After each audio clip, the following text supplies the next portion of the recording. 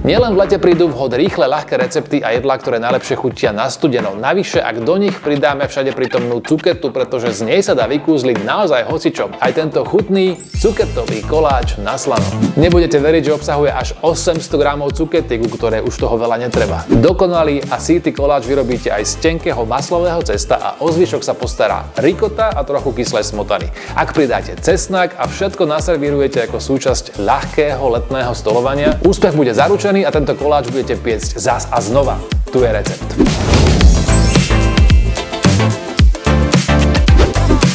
Na koláč treba 3 vajcia, 200 g hladkej múky, 100 g zmäknutého masla, lyžičku kypriaceho prášku, morskú soľ, približne 800 g čerstvej cukety, 150 g kyslej smotany, 350 g rikoty či tvarohu, 4 strúčiky cesnaku a olivový olej. Presné gramáže sú v recepte pod videom aj na blogu mrpico.sk. Všetko nakúpite v jeme plnochutných potravinách.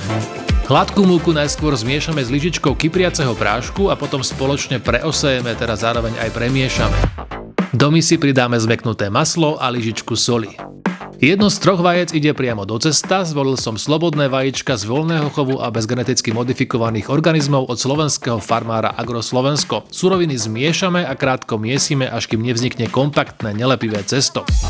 Zabalíme do fólie a necháme pol hodinu odležať pri izbovej teplote. Táto cuketa je šťavnatá a príjemne ľahko sladká, v biokvalite ju takisto nájdete v jeme. Trikom pre tento koláč je použiť tenké rezance, ktoré vytvoríte špeciálnou škrabkou alebo mandolínou. Určite však nič nepokazíte ani bežným strúhaním. Dôležité je oddeliť zelenšie šupky od dužiny, použijeme ich totiž samostatne. Stačí k nim pridať lyžicu olivového oleja a odložiť bokom.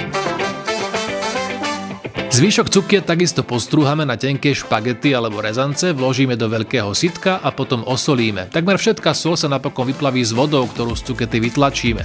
Skúste ju ihneď v dlaniach odšťaviť a potom ju nechajte ešte 20 minút postáť a opäť krátko posláčajte.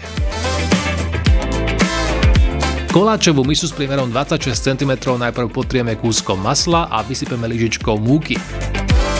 Odpočinuté cesto vyvaľkáme na trochu väčší priemer ako samotná koláčová misa. Pomocou valčeka prenesieme do pripravenej maslovej a pomúčenej formy, prstami zľahka pritlačíme okraje a napokon zarovnáme nožom. Cesto nie je potrebné predpiecť. Plnku pripravíme zo syru rikota, ku ktorému pridáme kyslú smotanu. Táto je z bioprodukcie farmy Zelený Klátok, ktorá sa nachádza na Žitnom ostrove, jednej z najúrodnejších častí južného Slovenska. Ďalej pridáme pretlačené strúčiky cesnaku, 2 celé vajcia a štipku soli. Suroviny spojíme a nakoniec zľahka primiešame aj odšťavenú dužinu z cukety. Plnku vylejeme do pripravenej formy s cestom a vrch ozdobíme rezancami zo zelených vonkajších častí cukety. Môžete ňou pokryť celý povrch koláča alebo ju uložiť len po okrajoch, pečenie ju totiž výraznejšie zredukuje. Vložíme do rúry vyhriatej na 180 stupňov a pečieme 40 až 45 minút. Po upečení necháme vychladnúť. Slaný cuketový koláč najlepšie chutí na studeno, pridajte k nemu aj olivy alebo letný šalát.